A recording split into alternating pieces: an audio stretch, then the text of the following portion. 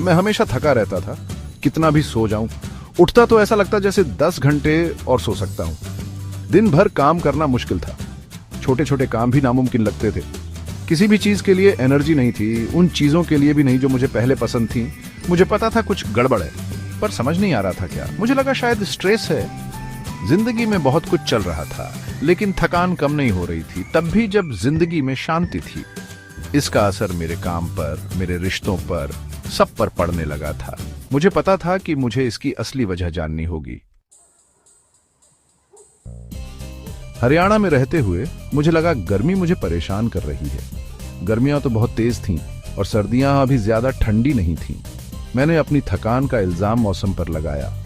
सोचा शायद मेरा शरीर ऐसे ही इसका सामना कर रहा है।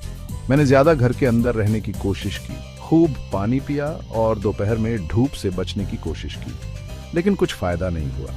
थकान बनी रही और उसके साथ और भी कई समस्याएं आ गईं। मुझे घबराहट और उदासी होने लगी, जो मेरे लिए बिल्कुल नया था। मेरा खुशमिजाज स्वभाव गायब हो गया और उदासी छा गई। मुझे पता था कि मैं इसे अब और नजरअंदाज नहीं कर सकती। थकान तो एक बात थी, पर उदासी सहनीय नहीं थी। मैं दोस्तों और परिवार से दूर होने लगा। कुछ भी करने या किसी से मिलने का मन नहीं करता था। साधारण बातचीत भी थका देने वाली लगती थी। मैं चिड़चिड़ा और गुस्सैल हो गया था, जिससे मुझे अपने बारे में और भी बुरा लगता था। ऐसा लग रहा था जैसे मेरा शरीर और दिमाग दोनों मेरे खिलाफ काम कर रहे हैं। मुझे पता था कि मुझे मदद चाहिए, पर मुझे नहीं पता था कहां जाऊं। आखिरकार एक दोस्त ने मुझे चेकअप कराने की सलाह दी। पहले तो मैं हिचकिचाया, पर मुझे पता था कि मैं ऐसे नहीं रह सकता।